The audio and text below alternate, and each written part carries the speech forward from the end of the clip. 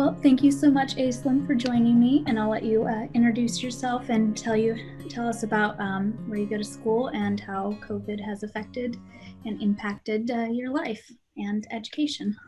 Okay. All right. I guess my name is Aislinn McMahon. I live in Woodland, California. I go to UC Davis. I'm studying molecular anthropology, so it's my first year in graduate school at the university. And let's see. You said you were going into your first quarter when this happened. Yeah, so this is my first year in grad school. So this is my third quarter officially. Luckily, because we're on the quarter system, this like COVID didn't affect like the middle of a term. I guess it just started as we're transitioning. So it ended or it started at the end of winter quarter, which kind of affected finals for a lot of people. It was like the finals week is when it shifted to online. So either the professors transitioned their final to an online format, or they just canceled the final, and they adjusted the percentages, which was a little crazy for some courses. Extremely, yeah. Yeah, it either really helped you out because you didn't have to take a final, or you no longer had like that extra assignment to like help boost your grade. You're just like, oh, that's it. So did it affect your grades at all, or were you okay?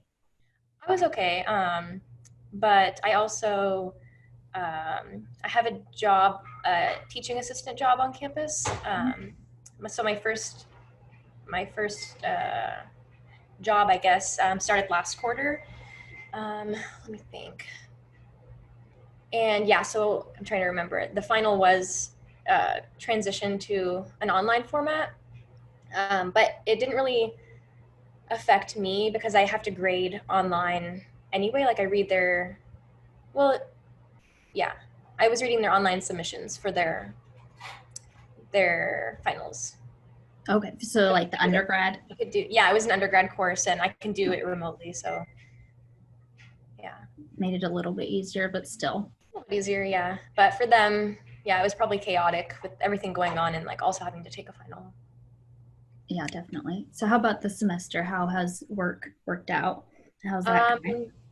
So this quarter, I also have a teaching assistant job, um, and it's a little different because it's a very large class size, whereas before it was a smaller class size, but I wasn't just grading, I was also teaching like a discussion section, and which I can't imagine having to do that right now. I mean, professors are delivering course material through like Zoom, but that would stress me out because I was already so nervous like teaching in front of them.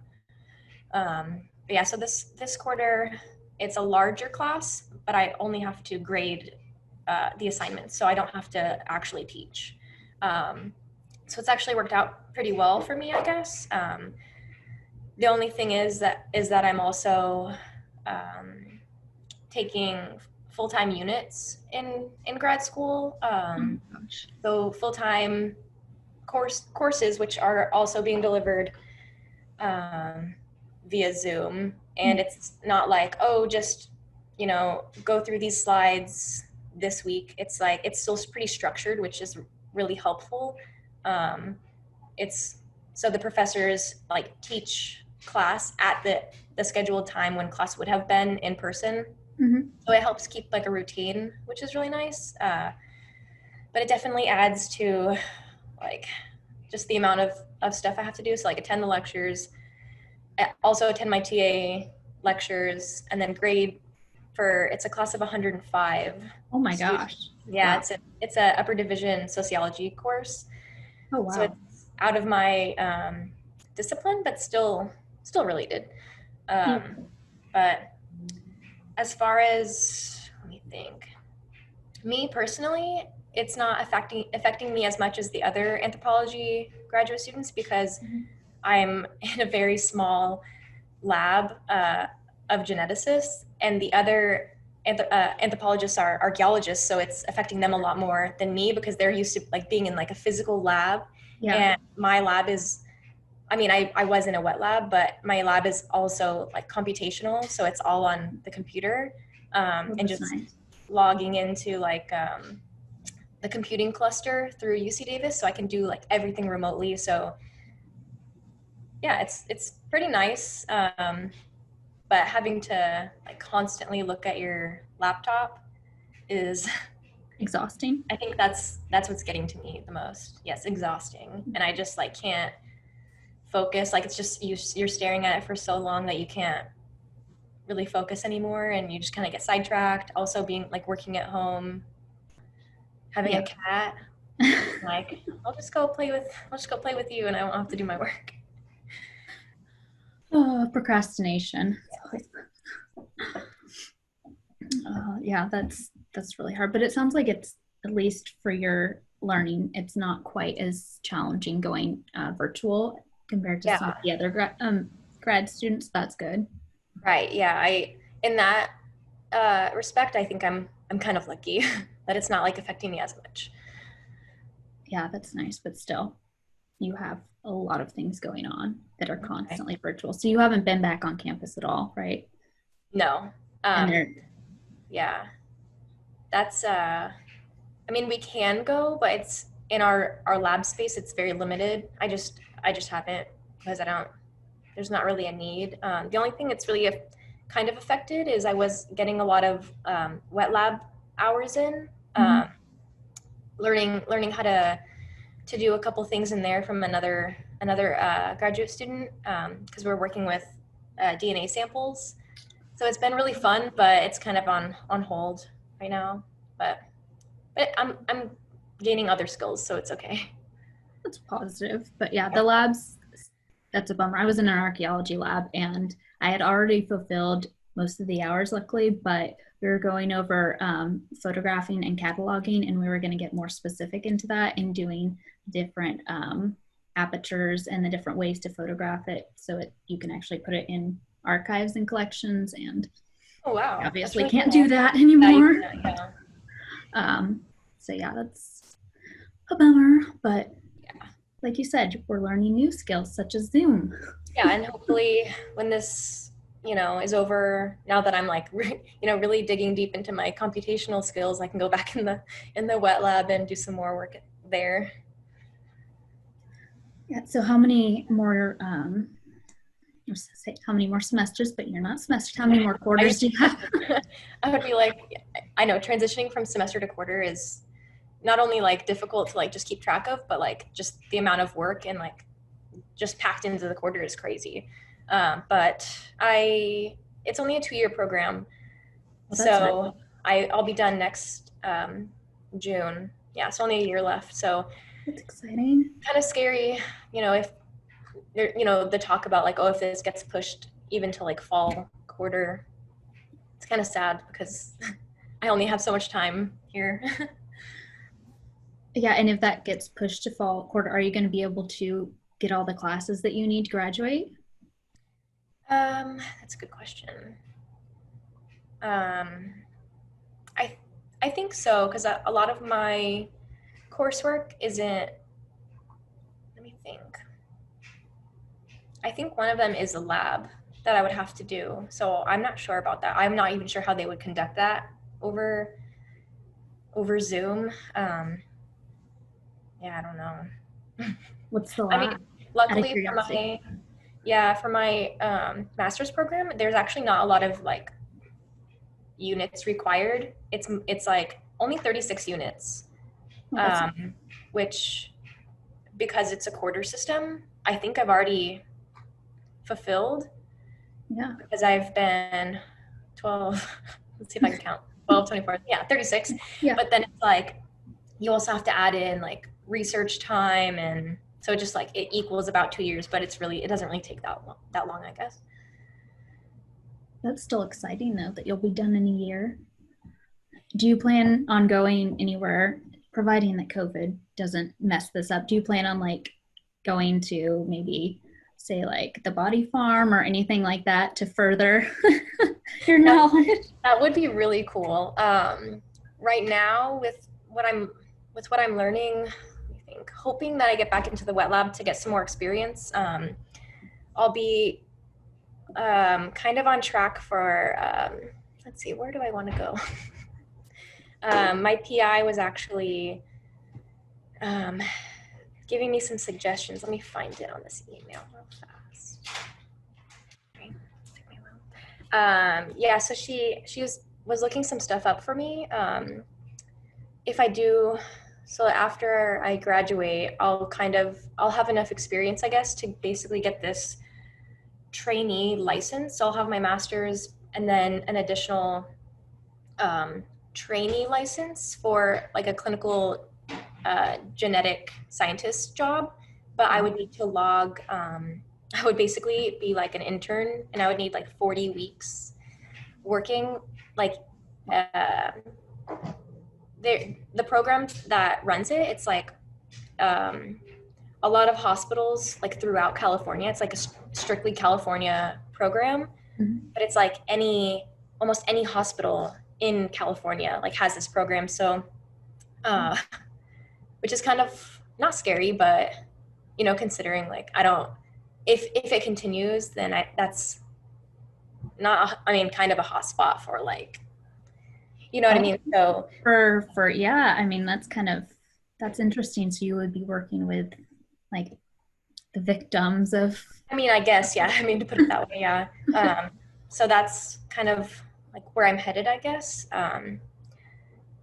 Just because I'm getting a lot of, like I said, hopefully more wet lab work, but a lot of computational work, genetic work, I guess. Right now, my research, I'm just starting it. It's kind of been like pushed off a bit. We're studying genes related to height, and like if we're looking specifically at like stressors associated with like I don't want to say decreased height, but like it affecting your bone development like in childhood. Okay, like bone density and your ability, your stature. Yeah, so it'll be pretty fun. We haven't quite started it yet. We're waiting on the data. We're getting data from the UK Biobank. So it's like, I don't even know, 500,000 individuals that we have to kind of filter through. We won't be working with like that many, but yeah, it's a big project.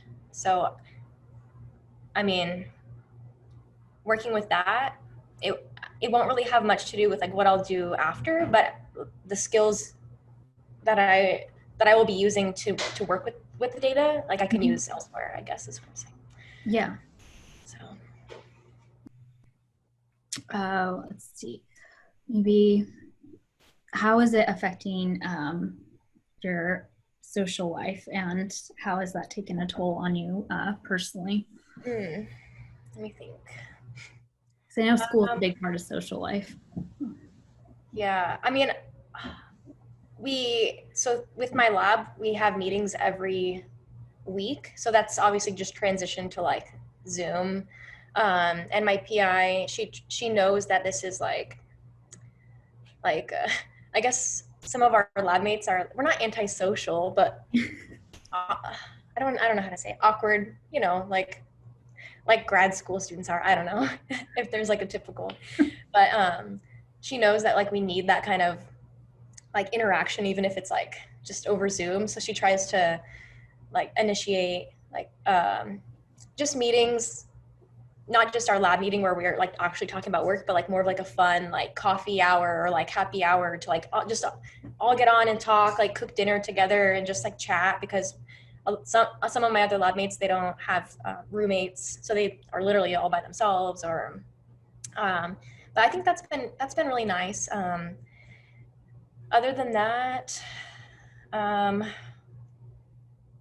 don't know. I think right now I'm more coming to terms with it, but like in the beginning, it was just like, you know, it kind of gives you anxiety knowing that you like can't go anywhere. Like, you know, you're in your house and there's only so long you can be in your apartment before you're like feeling trapped and you're like, you need to get out, like having cabin fever. So like my well-being, I don't know. But you're adjusting as best you can. yeah, and we all are. So it's just like this awkward, like just trying to figure out how to like switch everything over and like still maintain, I don't know, normalcy. Some sense of it. Yeah. Yeah.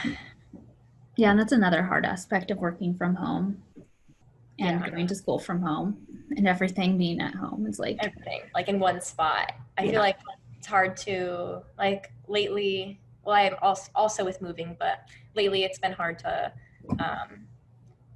get a good night's sleep. So I don't know if it is because like working in the same area, like literally doing everything, and like, you know, you can't like shut your brain off.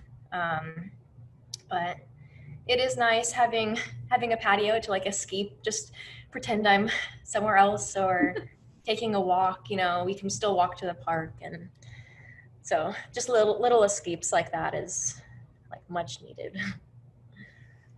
Yeah, I agree. I've taken Jenna to the park a few times and like geared up and worn my mask and everything to take precaution. And it's been nice. But it gets, yeah, it's like cabin fever. You just start going crazy and you're like, oh, I'm seeing things. The walls are talking to me. Yeah, and then there's just some days where you're just super motivated and you're like, okay, I'm gonna do this, I'm gonna get this done, and you get all this stuff done. And then there's like some days where it's just like you really don't want to do anything. You just want to be like a couch potato. So it's just crazy, like the complete switch. It's like one or the other.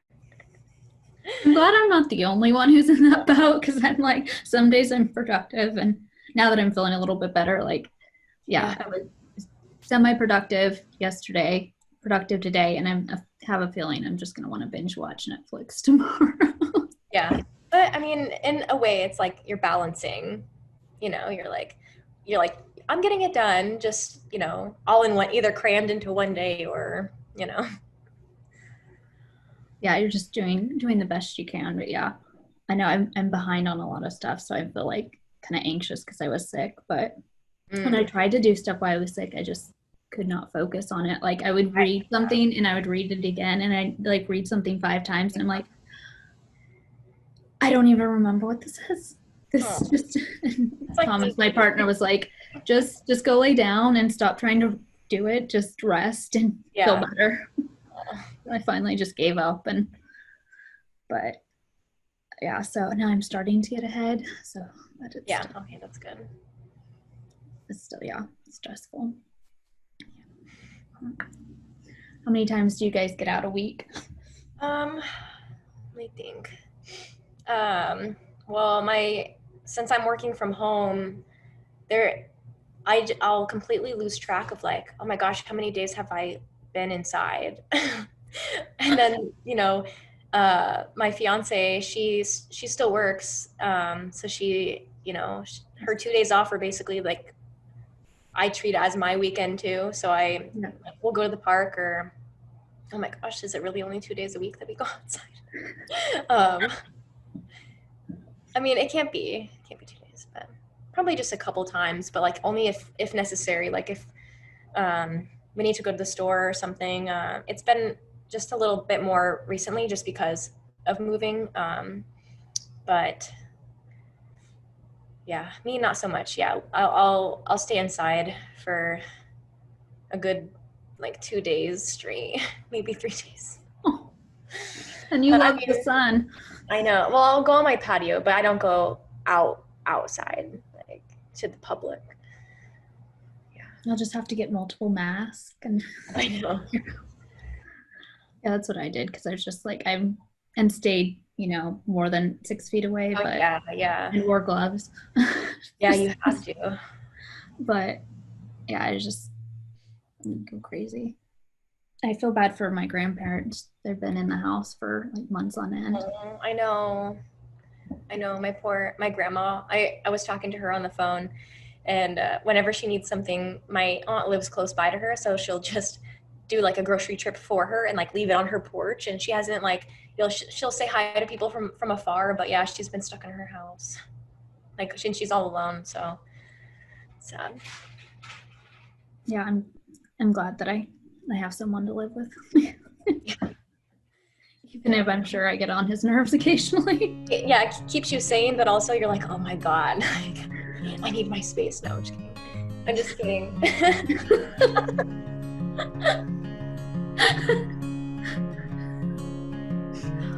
No, but well, at least for me personally, I like my own space. Like not all the time, but like once a week, like I just like, you know, an hour or two to myself. Yeah. And that doesn't always happen.